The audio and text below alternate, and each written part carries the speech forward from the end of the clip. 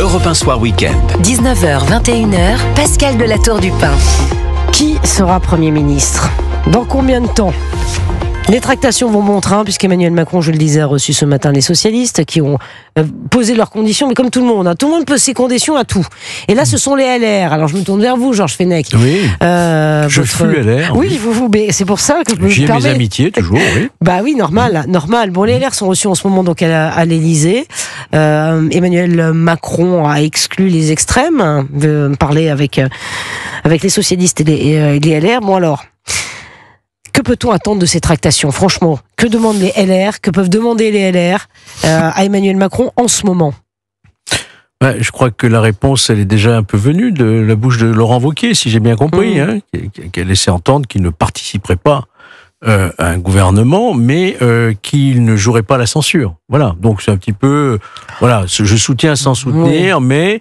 J'appelle mes cadres, c'est ce que j'ai entendu, mes cadres, à ne pas participer activement à ce gouvernement, ce qui était déjà la position initiale. Souvenez-vous des LR. Non, la question c'est que vous disiez, mais quel pourrait être le profil providentiel d'un Premier ministre pour faire fonctionner un gouvernement ? Mais je crois que malheureusement, ce qui est arrivé à M. Barnier risque fort d'arriver à son successeur. Parce que mêmes causes produisent les mêmes effets, qu'il n'y a toujours pas de majorité au sein de cette Assemblée, et que l'alliance, certes contre nature, des LFI et du RN est en capacité de faire tomber n'importe quel gouvernement à n'importe quel moment. Donc il y a cette épée de Damoclès. Philippe Guibert. En fait, Georges, il y a deux options possibles pour essayer d'avoir un gouvernement et un budget qui puisse être adopté avant l'été prochain. Soit on continue à se dire qu'on va essayer de négocier une sorte d'abstention ou de non-censure de la part de Marine Le Pen et du RN.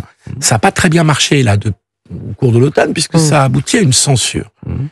Soit on essaye de détacher une partie du nouveau Front populaire qui s'appelle le Parti socialiste, éventuellement le Parti communiste, éventuellement encore plus les écologistes. Donc il y a deux stratégies possibles. Il n'en a pas été question, cette deuxième stratégie, puisque il est sorti de l'Élysée tout à l'heure, Olivier Faure, ça a été dit, il n'y a pas eu de discussion sur un détachement du Parti socialiste du NFP. Oui, enfin le Parti socialiste a quand même beaucoup bougé depuis 3 jours. C'est la première fois que le Parti socialiste, personnellement, je m'en félicite. Je suis comme toi, je ne fais plus de politique, mais je viens de cet univers-là. Je me félicite qu'enfin le Parti socialiste ait marqué un écart réel et important avec LFI. Pourquoi ? Parce que le parti... Oui, on verra. Mais on n'est pas dans une situation où on peut se permettre de balayer toute possibilité, toute petite ouverture. Il faut au contraire se saisir des ouvertures, les travailler en profondeur pour voir les conditions d'un accord. Parce que je le répète, personne, ni toi, Georges, ni moi, ni Pascal, ni qui que ce soit, n'est capable de se jurer, de jurer que Marine Le Pen ne va pas recommencer ce qu'elle a fait. Elle l'a dit qu'elle remettrait, il n'y avait aucun problème, elle dit ce soir dans les colonnes du Figaro, s'il faut revoter une motion. Mais bien sûr. Je revoterai une motion. Et ça sera en fonction de ce qu'elle considère être son intérêt politique au moment où interviendra la censure. Non mais c'est intenable, donc, on ne va jamais s'en sortir. Il y a qu'une solution, vous la connaissez. On ne peut pas fonder et construire un gouvernement sur l'espoir, que je considère être une illusion, d'obtenir une non-censure de Marine Le Pen. Donc, il faut trouver une autre solution. Il n'y en a pas 36, Georges. C'est trouver une alliance qui aille du PS. Mon cher Philippe, est-ce que vous permettez que je dise un mot ? Ah oui. Non, mais franchement, je vous ai écouté longuement. Je boue de vous répondre. Parce que vous ne voyez pas la vraie solution que vous évacuez parce qu'elle est taboue pour vous, comme pour beaucoup d'observateurs politiques et d'acteurs politiques. Quand vous avez un dirigeant, un président, un chef d'État qui a été désavoué à 4... Vous voyez déjà... Comme si on ne devait pas aborder la vraie question. Je ne crois pas que ça soit la vraie question. Philippe, laissez-moi finir. Alors Georges Fenech. Je vous le dis, mais avec le plus grand calme et la plus grande conviction qui est la mienne. Quand vous avez un chef de l'État qui est désavoué à 4 reprises, en 2022, il n'obtient pas de majorité absolue, elle est simplement relative. En 2023, il perd les européennes. En 2024, il dissout, il perd les élections, et là, il vient de se faire censurer avec son nouveau Premier ministre. Qu'est-ce qu'il vous faut de plus pour qu'il acte le désaveu et la défiance aujourd'hui du peuple et de la représentation nationale à l'égard de sa politique du en même temps qui a été un échec total.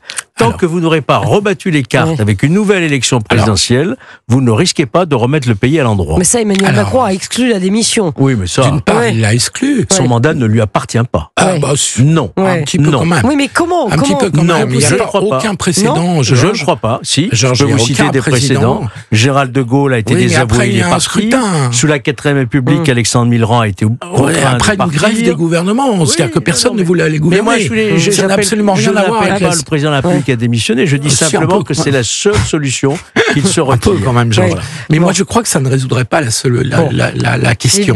Pourquoi? Parce qu'une présidentielle anticipée avec l'Assemblée que nous avons aujourd'hui ne résoudrait pas le problème de majorité. Il y aurait une dissolution dans la foulée.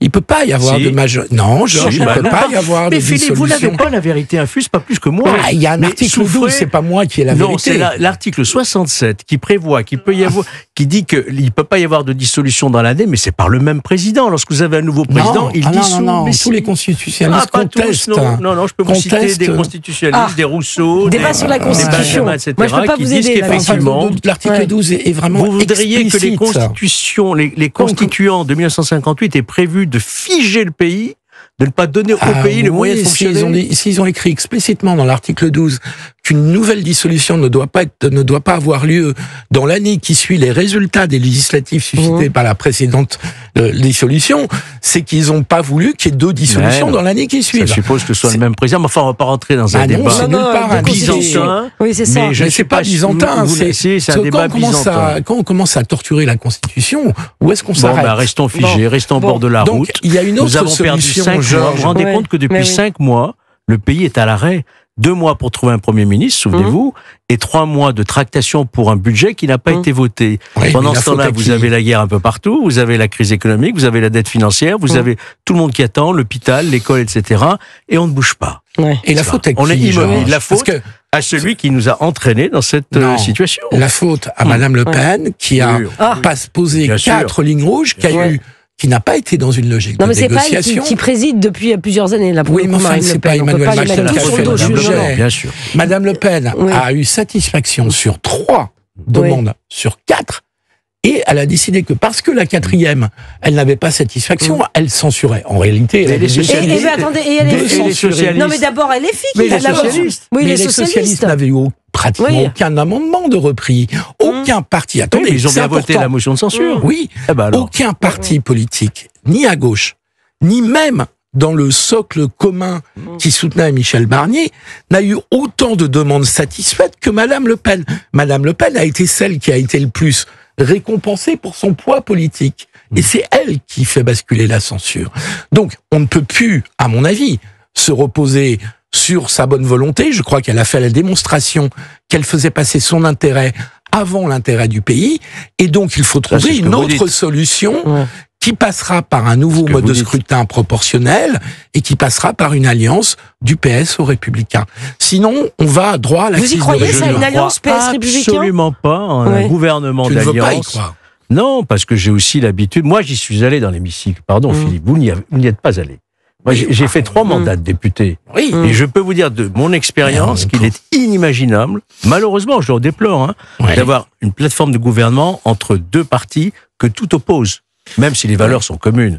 Mais sur le plan économique, sur le plan économique, on peut se mettre d'accord. Sur le plan régalien, il y a énormément de choses qui séparent le PS. On peut se mettre d'accord sur quelques projets. Et toute l'alternance de la 5e République s'est faite entre le PS mais c'est et les fini, LR. ça, Georges. C'est fou. Non, ça reviendra. Ça reviendra pas. Ce qui est fini, c'est le macronisme et le en même temps. Non, la gauche et la droite reviendront. Ce qui a commencé, c'est ce qu'on appelle la tripolarisation, où tu as 3 pôles très constitués, très enracinés sociologiquement. Aucun ne va s'écrouler. Donc tu n'auras pas de majorité. Si tu ne passes pas au scrutin proportionnel, tu n'auras pas, avec le scrutin majoritaire, introduire une dose de proportionnel. Ouais, un peu plus qu'une dose, si on veut vraiment pouvoir trouver des alliances qui font tragiquement défaut aujourd'hui. En ce moment, il s'agit de gagner 6 mois. Voilà, il s'agit de gagner 6 mois et d'avoir un budget qui soit voté, parce que tout le monde a l'air d'oublier le budget, mais enfin, on a des finances publiques qui dérivent. La loi spéciale là, qui va reconduire le budget 2024, il conduit une dérive des finances publiques. Non, mais ça c'est sûr. On va continuer d'en parler dans un tout petit instant. Il y a quand même 59% des Français qui souhaitent la démission d'Emmanuel Macron. Sondage CSA, le JDD, pour le JDD européen évidemment. C'est News 59, mais c'est quand même 3 points de moins que le week-end dernier. Mais c'est une question que les gens on va en parler. Ne vous fâchez pas. Attendez pour vous fâcher qu'on revienne dans un tout petit instant sur Europe 1. À tout de suite. Tiens, je voudrais juste avoir votre commentaire, cette cérémonie de réouverture de Notre-Dame demain. C'est une petite parenthèse enchantée, pardon, pour Emmanuel Macron, là. Oui. Parce que là, Donald Trump, Zelensky, le prince William, l'espace d'un instant, la France va rayonner. Parce que, la France, surtout, si j'ai bien compris, va pouvoir faire son discours à l'intérieur. Alors justement, c'était là où je voulais en venir. Discours d'Emmanuel Macron. Il a manipulé la météo à l'intérieur. Non, mais c'est incroyable. Non, je plaisante. Ça vous choque l'image ou pas du discours d'Emmanuel Macron à l'intérieur de la cathédrale? Moi, je préfère, on est dans une république laïque, donc il y a le poids du symbole. Mais honnêtement, quand même. Vous avez vu que les calendriers de l'Avent à propos de République laïque, tiens, je reviens au débat de la semaine dernière où vous disiez pas de calendrier de l'Avent à l'école, pardon, la ministre de l'Éducation nationale a dit que si. Moi, je suis pas sur cette position-là. Oh là là, Philippe Guibert. Ah oui, il en faut, surtout mais en ce moment. Mais ça vous pose pas de problème qu'Emmanuel... Philippe Guibert, ça vous pose pas de problème, en revanche, qu'Emmanuel Macron parle dans la cathédrale? Si, je vous dis, je préférais que ça soit sur le parvis. Eh ben ça va pas se faire à cause de la pluie. Voilà, mais c'est de la faute de la pluie. C'est la faute de la pluie. Mais on peut dresser un Barnum. Georges a évidemment raison. Bon, Georges a presque toujours raison, sauf sur la présidentielle anticipée. En parlons. Mais non, mais je trouve quand même, on fait beaucoup de critiques sur Emmanuel Macron, certaines sont parfaitement justifiées. Quand même, sur Notre-Dame, il a donné une impulsion formidable. Non, ça c'est vrai, les travaux étaient faits en temps et en heure. On ne peut pas lui retirer ça. Personne ne l'a contesté, ça. Oui. Mais il y a aussi, il ne faut pas oublier les quelques artisans, quand même, qui ont réussi. Tu as tout à fait une raison. prouesse exceptionnelle. Et les donateurs aussi. Oui, monsieur Georgelin. Qui n'avait pas été remercié par Emmanuel Macron. Mais c'est vrai qu'il a hommage. Il lui a rendu hommage à monsieur Georgelin. Et si monsieur Georgelin qui est décédé, et c'est une grande tristesse qu'il ne soit pas là demain, mais s'il a pu aussi donner toute sa valeur, monsieur Georgelin, c'est aussi parce qu'il était installé à l'Élysée. Et les 340 000 donateurs. Oui, exactement, qui n'ont pas été remerciés. Non, mais incroyable, hein. Alors que bon, non, Emmanuel Macron les a pas remerciés, il n'a rien dit sur les donateurs. Les donateurs. Peut-être qu'il le dira demain, peut-être. Je le souhaite. Guibert, j'espère qu'il va se rattraper, parce que moi je me souviens de l'engouement, effectivement, et de la cagnotte. La cagnotte pour Notre-Dame, elle était énorme. Souvenez-vous des donateurs, y compris des plus grands patrons. Donateurs. Exactement, Bernard Arnault, exactement. 200 millions par semaine. Et les Français s'étaient mobilisés pour Notre-Dame. On attend effectivement qu'Emmanuel Macron, ça va être une parenthèse enchantée. Avouez, qu'est-ce que vous dites de tout ça? Le dîner à l'Élysée, c'est normal, bien sûr. Demain, Donald Trump, quand vous accueillez des chefs d'État qui font le déplacement pour Notre-Dame, on peut quand même les inviter. Vers Versailles, ça aurait été plus compliqué. On peut les inviter à dîner, ça me semble pas. Notre-Dame, c'est un symbole universel. C'est vrai. Notre-Dame est connue dans le monde entier. C'est l'histoire de la France. C'est le cœur battant de la France. Et donc, ça parle à tout le monde entier, en réalité. C'est pour ça que moi, je suis heureux de voir tous ces chefs d'État qui viennent en cette occasion très œcuménique. Il n'y aura pas d'infraction à la laïcité. C'est une grande messe œcuménique, parce que c'est aussi un patrimoine. Ah, bien sûr. Pas uniquement un patrimoine culturel, c'est aussi un patrimoine l'histoire de France. Tout à fait. C'est une partie de l'histoire de France. J'ai une question, Michel Barnier qui était prévenu sur la liste. C'est comme Ursula von der Leyen, il sera pas là? Non, c'est compliqué quand même. Je crois qu'il sera là. Vous pensez qu'il sera là? Il est toujours Premier ministre, même s'il est démissionnaire et qu'il ne fait que gérer les affaires courantes. Je crois qu'il sera présent. Démissionnaire, certainement. Georges Fenech, il sera là, votre avis, j'ai pas d'informations, mais je souhaite qu'il soit là. Oui. Et il le mérite, en plus. Oui, c'est sa dernière sortie. S'il est démissionnaire, il peut être présent quand même, en tant que Premier ministre. Et d'après ce que je lisais, la nomination du Premier ministre se ferait lundi. Donc ce week-end, Michel Barnier est encore le Premier ministre, même s'il ne peut prendre aucune initiative politique. C'est une situation abracadabrantesque. C'est incroyable. Emmanuel Macron donc va rayonner quand même, parce que j'imagine que ces images de la cathédrale Notre-Dame de Paris, sa réouverture, ça va rayonner dans le monde entier. C'est-à-dire, ça fait un peu du bien à la France quand même. C'est probablement ce qui restera de ces deux quinquennats. Oui, c'est ça, mais vous avez raison. C'est le chef-d'œuvre d'Emmanuel Macron demain. Dans l'histoire, Mais c'est Qu'est-ce vrai, qu'on il a raison, retiendra? Georges Fenech, bien C'est sûr. la gestion des crises d'Emmanuel Macron. Non, on Non, retiendra du tout. pas ça. Non, mais.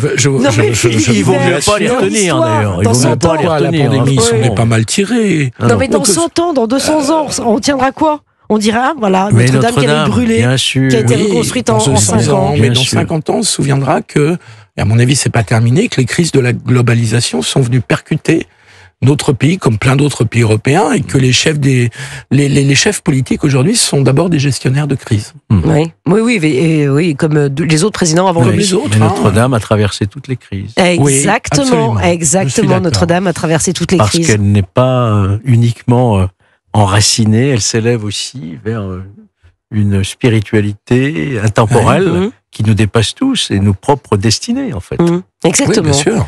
C'est une très très belle cérémonie, évidemment, qu'on va suivre avec beaucoup d'attention et vous pourrez la vivre aussi sur Europe 1 demain. D'ailleurs, Europe 1 se mobilise pour cet événement, la réouverture de Notre-Dame. C'est vrai qu'on a vu les images. Moi, j'ai vu les images. Je ne sais pas si. C'est impressionnant. Non, hein. mais c'est impressionnant. C'est sublime. On a L'intérieur qu'une de la envie, c'est cathédrale, d'y- c'est sublime. On a envie d'y courir, la visiter. Exactement, exactement. Non, vraiment magnifique. Je sais pas si vous avez vu les images, Georges, mais franchement, Je c'était les ai vues, époustouflant. mais le fait de rentrer, c'est tout à fait autre chose, bien sûr. Mhm. J'attends de pouvoir y entrer après ces cérémonies. Voilà, exactement. Ouais. Et une cérémonie, une messe aussi qui sera célébrée. Pendant ce temps-là, Emmanuel Macron est en train de consulter les LR à l'Élysée. Oui, Deux revenons salles, aux deux choses, ambiances. Deux salles, deux ambiances. Oui, mais c'est bien de se dire aussi pardon. Mais pour nous, Français, c'est dur en ce moment. Et ben voilà, on va rayonner l'espace d'un instant avec cette cathédrale Notre-Dame Oui. que le monde entier connaît demain. Pardon, mais savourons aussi ce qu'il y a de Vous bien avez dans raison. notre pays. Vous ne trouvez pas? Parce qu'il y a beaucoup de choses, Si, bien effectivement, sûr. qui dysfonctionnent. Mais là, savourons ce moment et partageons-le. C'est un moment. Si ça pouvait être un moment de communion entre nous tous demain, Ouais, bien voilà, sûr. Moi, j'ai autour un de regret, Notre-Dame. Et je quand parle même. pas forcément de la religion. Là, je parle du bâtiment Notre-Dame. Ah oui, bien sûr, du patrimoine Voilà. de notre J'ai Posons quand les même armes un instant, ça fait du bien. Une petite pointe de regret. Oui, Georges Fenech. C'est l'absence du pape François. Ah bah ça, c'est sûr Je qu'il suis préfère aller en heureux pour Corse. nos amis corses parce qu'ils Oui. le méritent aussi et certainement une terre chrétienne très fervente, la Corse, mais c'est vraiment ça va manquer, je pense. Mais Il y aura bien sûr. un message qui sera diffusé, Oui, par qui sera François, lu. mais on peut regretter qu'il ne soit pas présent dans cet événement qui est un événement unique, la renaissance de Notre-Dame.